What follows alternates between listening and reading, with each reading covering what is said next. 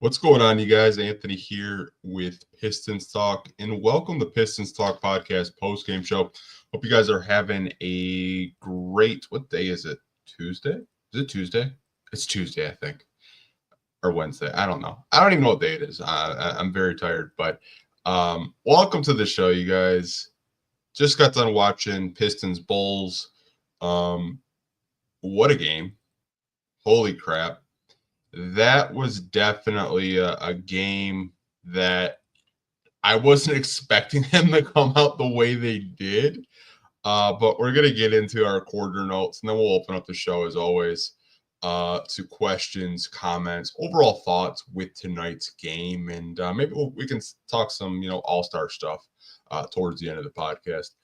Pistons come out with a lot of energy. As soon as jump ball, like this team looked locked in. They looked like they just wanted to end this game as quick as possible. And Asar Thompson was very active within the first couple of minutes of this game. He was everywhere. He bullied Matas Pizelis in like one of the first plays of the game. Just Matas was way too weak to stay in front of Asar. Asar dunks it. Had a lot of just high energy plays and played really good defense tonight. Cade was just looking to set up his teammates, 6 assists in the first quarter. And that's kind of been like a common theme with him as of late. Just looking to set up his teammates, looking for the shooters, looking for Asar when he does try to, cut back door, just looking like an all-star out there. Looking like a franchise player, and you love to see it from Cade Cunningham. Malik Beasley comes out off the bench, 9 points. We'll probably talk about Malik a little bit later in the podcast, but Pistons end the first quarter 34-18. Going into the second quarter, second unit kept this lead, and man, did they just open this thing up. I have never seen a team miss so many shots in my life, and the broadcast said they missed 23 shots in a row. 23 shots in a row they missed, and they were 1 for 23 in 2 quarters. Now, this is a Bulls team that is a very good offensive team and a pretty good perimeter shooting team, but the Pistons defense was just suffocating. They were struggling. Bulls shot sub 30% in the first half, and the Pistons set a franchise record for the largest lead going into a half. This is not a typo. 71-29. Again, going into halftime, Pistons scored 71. The Bulls scored 29 points. Coming out of halftime, they just kept their foot on the gas. Isaiah Stewart said going into halftime that, we've had leads before, but we really want to prove it to JB and this coaching staff that we can finish a game off strong and just completely dominate, and that's exactly what happened. They just came out as the aggressor, as the more dominant team, and you love to see it. Well, let's get into Malik Beasley because he tied Sadiq Bey's record in the third quarter. And I was just like, wonder if he'll actually play for the rest of this game because it was a blowout. Pistons were up as much as 49 points at one point in this game. And they end the third quarter 105-59. First play, Dennis Schroeder looks for Malik. Now Malik Beasley holds the Detroit Pistons franchise record for the most consecutive three-point makes in a single season before All-Star break. He's currently at 212 three-pointers made. I think he has a chance to get up to 400 personally. And that might sound like a hot take. There's only 29 games left, but there are multiple games where he's making 5+, 6+ triples a night. I think he had a game when Cade was out. He made 9 threes. Like, this guy is just one of the best Pistons players. Really hope that they re-sign him this summer. He's been just such a bright spot and a joy to watch as a Detroit Piston fan. And the Pistons win this one, you guys. 132-92. Just complete dominance. Second unit guys got to play. Marcus Sasser had a good game. Paul Reed was out there. Lindy Waters made his Pistons debut. Really great to see, everyone play tonight, except for the two-way guys because they're with the G League, Motor City Cruise. Because I know there's probably going to be someone saying like, "Oh, did Bobby played?" No, Bobby didn't play. He's not with the team. But overall, great win. They got to play the Bulls again tomorrow to finish up this 2-game road trip before heading into All-Star break. They are currently still in the 6th seed because the Bucks hold the tiebreaker. But if they keep their foot on the gas and get a couple games over 500, maybe they can get up to that 5 seed. But just a complete dominant win by the Pistons tonight. I can't remember the last time I just saw a complete beatdown from the Pistons in recent memory. Like I'd probably have to go back to my childhood when I was probably like 12 or 13 years old with the Going to Work Pistons, because that's how they used to play. They just used to be so physical defensively, and teams just weren't ready to punch back. Pistons punched the Bulls in the mouth repetitively for 48 minutes tonight. There was nothing they could do. They just looked like a team that was a YMCA team at your local church league tonight. I mean, a lot of those guys, I know they're good NBA players, but it just shows you how dominant the Pistons were defensively. They held the Bulls to under 40% shooting for the entire game. JB's just done such a great job with this basketball team, instilling culture.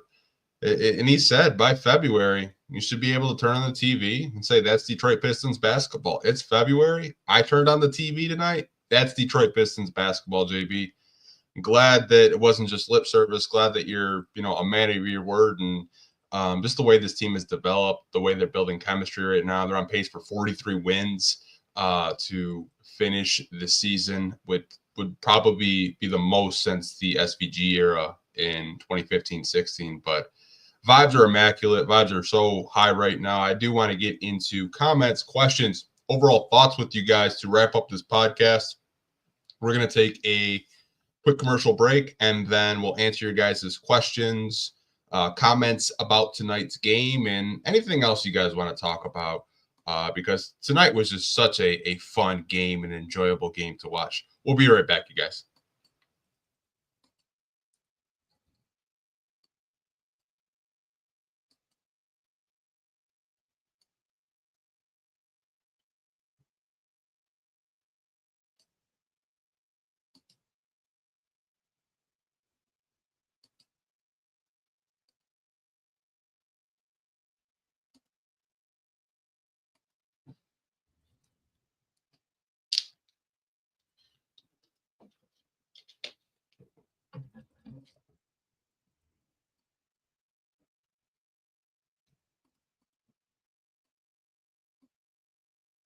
Okay, you guys, we're back after that quick commercial break. I want to get into this part of the podcast where we open up the show to questions, comments, just overall thoughts with you guys. I feel like this is the favorite part of your podcast because I try to answer each and every one of your guys' comments that you do leave in the live stream. All I ask, if you are watching live on YouTube, hit that like button. It does help the YouTube channel out a bunch. It pushes out our content to Detroit Pistons fans just like you that are watching live on YouTube. And if you're an audio listener that listens to our podcast, give us a 5-star review. Helps the podcast get pushed out to more Pistons fans like you guys that are listening each and every day. But let's get into the Q&A of this podcast. I want to go to Jay Hart, shout out. I feel like Jay Hart's in every one of these post-game podcasts throughout the season. Shout out to him. He says, Detroit basketball is officially back. Tizzle is slowly unlocking his offensive bag and getting back into game shape. He's about to take another step right before our eyes before this season ends. So for people that don't know who Tizzle is, that's Asar Thompson. That's actually his nickname that Cade gave him. So I do want to say that because someone said, who the F is Tizzle? It's Asar's nickname that Cade gave him. But I want to get to your comment, Jay Hart, about Asar. I've noticed as of late, JB is letting Asar be a little bit more creative. He's letting him bring the ball up the court, initiate the offense, and I love it. I love that freedom that JB is giving Asar as a player, because when he was in the Overtime Elite League, he did have some point guard duties along with his brother Amen. And his offensive bag, I love it. I can't remember which one of you said this in the offseason, saying like, if Asar develops more of a tighter handle, it could be Giannis like, because the way he just drives at you downhill, he's so strong, he's physically gifted, he's a freaking nature athlete. Um, it almost like that one play against Matas Pazelis, it felt Giannis like, because Matas wasn't strong enough to stay in front of him. And like, Asar just does so many things on the court that impacts winning. It doesn't show up on the box score. The switches, the communication, the weak side defense, offensively, the way he just looks for cuts, whether it's backdoor or just curling off a screen. Like, he does so many things that when you're watching it, it might go unseen to the naked eye, but like, the way he plays is so aggressive, and I love to see it. I do agree with you, Jay Hart. I think he is getting back into game shape. I think a lot of us forget that he didn't play basketball for almost a calendar year. It was up to 8 months. He was out with blood clots. And it takes a little bit of time to get back into not only shape, but basketball shape. There's a difference between being in like physical shape and actually being in basketball shape. For any of you guys that play basketball or you coach basketball, you probably know what I'm talking about. Like, getting into basketball shape is a completely different shape than getting just being like physically fit, because you're running through, screens, picks, rebounding, passing. Like, Asar is getting his legs under him, and it's great to see. And I do agree. I think he is taking another step in the right direction. Everyone talks about his brother Amen, who's a great player in his own right, but I think Asar is not far behind him. I think Amen has done some crazy stuff this year with the Houston Rockets, but you got to give Asar a little bit more time. You got to understand, he was sidelined for quite a long time, and he's starting to put it all together. You look at his past 5-6 games. I mean, let's look at the box scores with him. He's just stuffing the stat sheet and being an impactful player on both ends of the court. So happy to see Asar Thompson healthy back in this team, and it has really helped not only the Pistons defensively, but I think he's really helped Jalen Duren, because Jalen Duren can lock in more defensively, because he doesn't have to worry on the weak side, because Asar is just such a switchable and great defender that he covers so much ground, and he makes a lot of defensive plays where it makes Cade's life easier, it makes Tobias's life easier, it makes Duran's life easier. So I could have a whole podcast just about Asar Thompson. Jay Hart, I'm so happy that you left this comment, because I've been meaning to kind of just talk about his defensive impact, but want to get into more comments and questions with you guys because I know it's going to be a fun podcast. Got Ashton, the trainer, Detroit basketball. Shout out to Ashton, man. Hope you're doing well. Nate Myers has a comment saying this the most fun game to watch since Blake's 50 ball. Yeah, I mean, if you just want to talk about pure dominance from start to finish, yeah, this looked like a team that is going to be playing in the playoffs. They will be a playoff team. They won't have to worry about the play-in. This will be a team that will compete in the Eastern Conference playoffs. And where they're, at right now, they would be taking on the 3 seed, and the 3 seed is the New York Knicks. So maybe they can get the 5 seed. Maybe you can match up with the Pistons Pacers first round matchup, which I think would just be must-see TV if you're a Piston fan or just like a basketball junkie at the end of the day, given those two franchises' history with each other in the playoffs. But I agree, Nate. Such a fun, entertaining basketball game from start to finish. The Blake 50 ball, though, I will say that was a really fun game because there was so much theatrics with that game, because they needed every point out of Blake's 50 ball against the 76ers. I remember one of my buddies went to that game, and he just told me, he's like, dude, look, that was absolutely crazy that he just dropped 50. But appreciate the comment as always, Nate. Hope you're doing well. Got a comment from Greg Dawson. I'm a ball knower, and I can say that was a good old-fashioned tail whooping. Well, shout out to you, Greg. This is the first time I've actually seen you in one of these post-game podcast live streams, so welcome. And I agree with you. You know, BTA, belt to ass, like all day. Like by halftime, like 71-29. I was like, yeah, this game's over. There's no way the Bulls are, coming back into this game. And I think you're starting to see like the impact of having a second unit that has a backup point guard. Now, Dennis Schroeder might not have scored a whole lot, but it's the fact that he's out there and he's a secondary ball handler and he's taking the stress off of a lot of players in the second unit that have to, before he got here, they had to kind of create their own offense. But, him setting up the offense, there was a lot of times where Ron was bringing the ball up the court. Dennis was just kind of playing off ball. And there were situations where Dennis was bringing up the ball up the court. And, just setting up the offense, looking for Malik, looking for Ron, looking for Stu, Tech, all those guys. But I agree, Greg, just an absolute ass whipping today. Did not see that coming.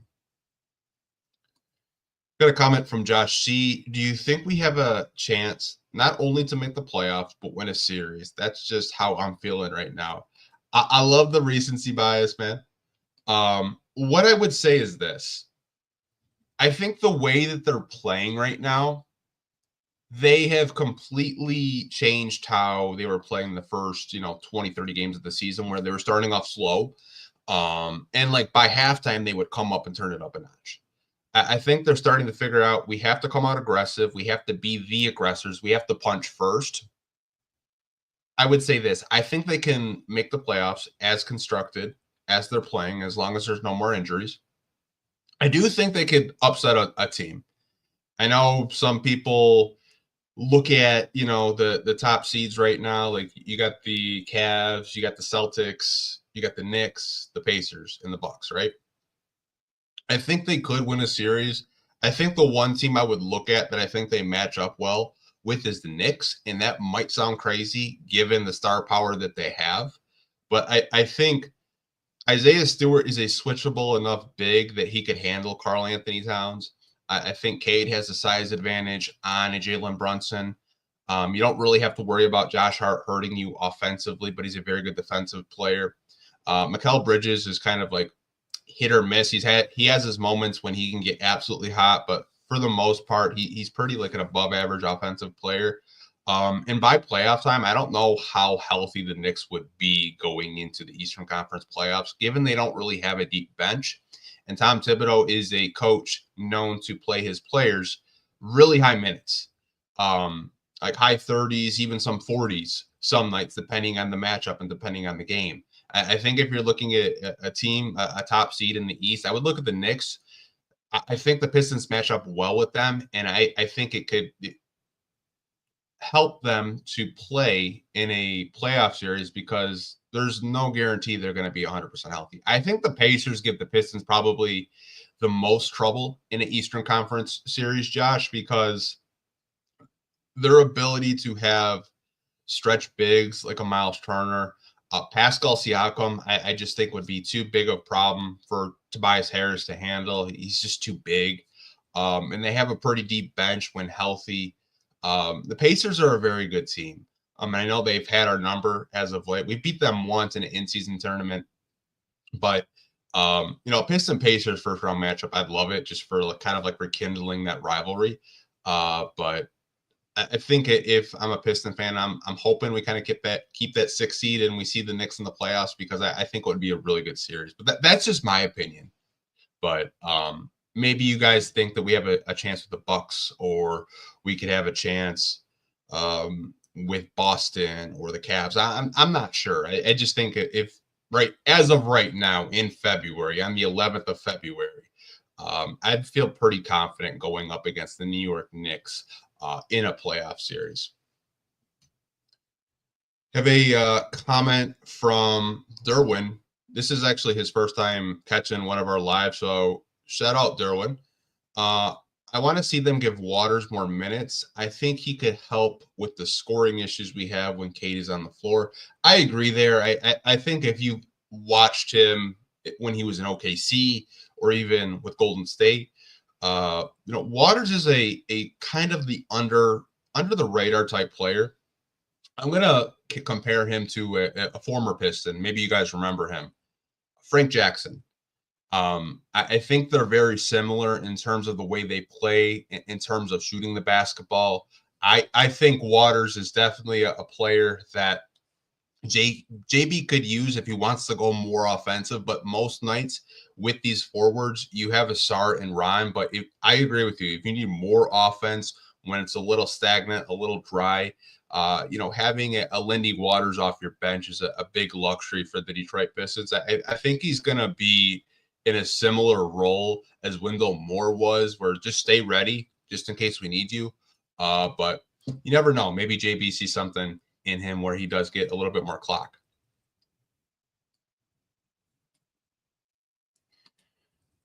MK says if Detroit plays Indy in the playoffs, there's going to be a fight. Oh, 100%. Those teams hate each other.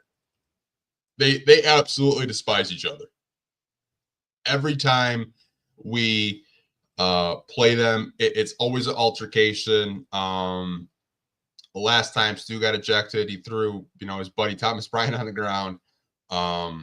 Before that, Siakam was, talking, yapping with Cade and others and Duran. Stu told me you play with Legos. Like, there is no friendship with either organization. Even the coaches don't like each other. But I will say that if you see a Piston Pacers first round matchup, I'm sure everyone's going to be locked in 100%. Boston is a bad matchup for us. I agree. They're just too big in the front court, and Tatum and Brown are just they're too good. Like you don't want the 7 seed because you're going to have to match up with them if you win an in-season not in-season tournament, if you win the play-in matchup, and then you have to verse them in the first round. You do not want the 7 seed if you're the Pistons. You want 6 or higher, if you can. But as of right now, they're in the 6 seed. The only reason why they don't have the 5 seed is because Milwaukee does have the tiebreaker. Knicks and Bucks are the best matchup. I agree. I definitely agree. I think the Knicks are an easier matchup. The Bucks might give you trouble because of Giannis and Brook Lopez. Stretch bigs give the Pistons a lot of trouble. I think the only difference between a Brook Lopez and a Cat is I think Stu can switch on Cat a little bit quicker. And Duran has done better as of late closing out on threes. I know we're getting a little, ahead of ourselves with the playoffs. We're not even the All-Star break. A lot of things could happen. Teams can get hot. But as of right now, this team can definitely compete with anyone in the NBA. We've seen it. We've seen them sweep the Lakers this year. We've seen them, go toe-to-toe with the Bostons, coming back and almost beating them. We've seen them, go up against the Cavs. Like last week, like they could have beat the Cavs, obviously without Donovan Mitchell. But, each and every game they've been in it, they've only really got blown out maybe a handful of times in about 50 or so games. But I honestly think that this team will be a playoff team. I think we're going to talk a lot about matchups, going forward with this team. And I think there are some sets, rotations, and plays we haven't even seen. A lot of coaches hold off on certain set plays, rotations, schematics until maybe the last 10 or so games of the year to get ready for the playoffs. I'm sure there's a whole playbook that JB has just in case they do make the playoffs in certain situations, certain sets with Cade in the starting lineup and in the second unit. For right now, the way that they're playing offensively, you love it because JB isn't really known as a offensive-minded coach. He's more known for his defense. And, the past 3 or so games, the Pistons are scoring 30, 40 points in the first quarter, which is wild. But it's good to see them just share the basketball. They're one of the best teams in the month of February of sharing the basketball. I saw FanDuel had a stat that they're like 6th in this like total assists so far. I know it's very, very early in February, but overall, like this team is playing like very high level basketball. Ryan, right. Are we seeing the 02-03 Pistons? Uh Man, how old was I in 02? I was pretty young. I think I was only 11, but I do remember watching them. I would say there's some similarities to them, but I don't think so. Because you have to remember that that team was pretty stacked. They were pretty good. They did make a huge jump in the win column. I could see why you asked that because last year we won 14 games. We're on our 28th win, so we've already doubled our win total for the season. Which Vegas only had this team as a 25.5 point win total for the entire year. They're at 28. I'm paced for 43 wins this season, but I think there are some similarities if you want to have a conversation about like just from having maybe an underwhelming season to having a better season. Um, I think the 0-2 team was a little bit more deep in terms of the players that they had, but I like the comparison, man. Case cracked. I said it last week, or that it's criminal that Asar isn't getting double-digit points every night. He is on a tear now. Having him round into form in the second half of the season is huge. I remember this conversation we had, Case Cracked. I think it was last week or maybe 2 weeks ago, because you were kind of concerned that Sar wasn't putting up the points, and I told you it's the way that they were using him. And if you remember, they were just kind of spotting him up in the corner for three, but I think they've watched more film and they realized this team likes to play fast in transition, and who not better to give the ball to than one of your best athletes on the team in SR Thompson. And I think JB and this coaching staff they're just letting him, go freely, running in transition, setting up the offense, bringing the ball up the court, and being another ball handler so Kate doesn't have to do everything when he's out there. And I think it's starting to work. You're starting to see Asar just attack smaller defenders. He's just like he's got a knack for just being around the basket, right place, right time. But yeah, if Asar is just going to keep unlocking these games, keep stacking games the second half of the season, it's huge because you have an X factor now. You have a guy that teams are going to have to game plan for, and Jalen Duren's playing good ball, Cade's playing good ball. The bench unit is just lethal with Malik Beasley out there. You have Dennis Schroeder. Isaiah Stewart protects the rim. So this is a very fun basketball team. And I think the one thing with this team is like they play team basketball and they play for each other. And you see that night in and night out. There's no me ball. There's no hero ball. There's no finger pointing. And I think that's why they've won so many games is because they've just bought into what JB is preaching.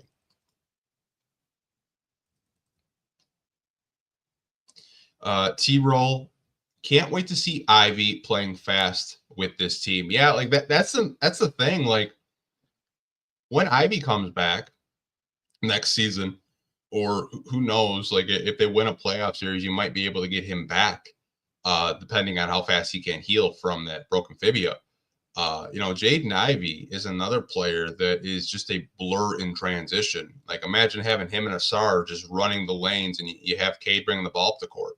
Or you have Tobias pushing the pace. Like this is a very fun, young, energetic team that likes to just run. And that's something we talked about in the beginning of the season. Like, why isn't this team running? Why isn't this team playing more in the transition game? And you have to tip your cap to this coaching staff, right? Because they have done the homework. They've watched the film and like stuff we talk about on the podcast, like why aren't they doing this? A week later, they're doing it. Like Kay's Crack mentioned, why is Asar having these lackluster games? What do? They put the ball in Asar's hands, and he starts. He's more active. He's rebounding. He's crashing the glass. He's backdoor cutting. He's not just standing in the corner anymore. And that's something that we really haven't seen from previous coaching regimes is like, you guys probably remember Sekou Demboya and Stanley Johnson just, standing in the corner because you just want to, space the floor. Previous coaching regimes just kind of, stuck to like what they were comfortable with. And I think JB is experimenting and he's just kind of playing to each player's strength. He's giving them freedom to explore their games and open it up. And having an Ivy and an Asar just push the pace could be definitely dangerous. Quinn, time to unleash Jalen Duren's mid-range. He thrives scoring. That could help him want to do better on the defensive end of the ball. I know he does practice some mid-range shots in warm-ups. I don't know if he's ready to shoot them right now. But hey, I mean, like garbage time, maybe you want to, practice some of those mid-range or just like those, 5 to 10 footers like around the basket. I'm open to it. I think that's another element of his game, Quinn, where if he develops a good elbow jumper, 12 to 15 footer, it opens up so much more because the defenses can't really slack off on him. Like if you look at a Bam Adebayo, he's got that in his bag. He's got a good 12 to 17 footer and teams can't slack off. Like if if Jalen Duren can develop a mid-range jumper, it just opens up his game 100%. Mr. My City, I appreciate you for the $2 donation, the super chat. So many smiles on the sidelines now. It feels good. Yeah, it's just a team that's playing together. It's a team that you can tell that they enjoy each other's company. Dennis Schroeder had an interview with FanDuel saying tonight that this team reminds him of the Atlanta Hawks teams that he was on from 2014 to 2017. Now, if you remember, those Hawk teams were in the Eastern Conference Finals. They were making the playoffs.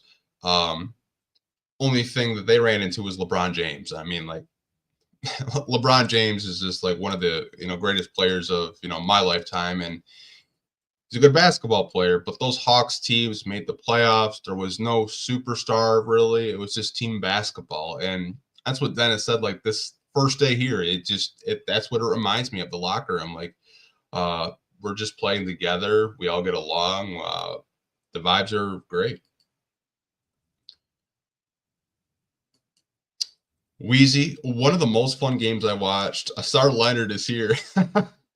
I think we've talked about Asar being like a baby Kawhi. Yeah, I agree, Wheezy. Like tonight's game was just so enjoyable as a Piston fan to watch because it was just complete domination. And I don't really think we've had a game like that probably since like the Go in the Work crew, where defensively we're just locking people up and offensively we're just scoring and having fun. Like that was just such a fun game of basketball to watch.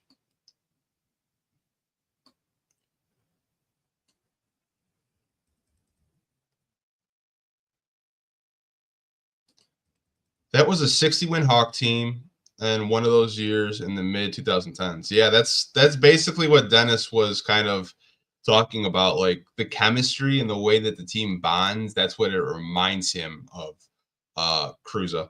I honestly think like if you go back and watch some of those Hawks teams, like offensively, like this the way that they could set up with Al Horford and Paul Millsap, and shout out to Jeff Teague, podcast legend, Kyle Korver. Like they had a really deep team, and Coach Bud was the head coach with the Hawks at the time. But like that's a big compliment coming from Dennis Schroeder, who's played on some pretty good teams, throughout his career. And to say like, yeah, it kind of reminds me of the old Atlanta Hawks teams that I was a part of. Like the chemistry is just off the charts, and I absolutely love to see it and love to hear it. But I do want to wrap up this podcast. We've been on for about 35 minutes or so. I do appreciate each and every one of you guys watching me at 11:30 at night after this Pistons win. We'll see you guys tomorrow. After the Pistons Bulls game, maybe we'll be talking about another Pistons win, hopefully. But hope you guys have a great night. Take care, and I'll catch you guys tomorrow. Go Pistons. Peace.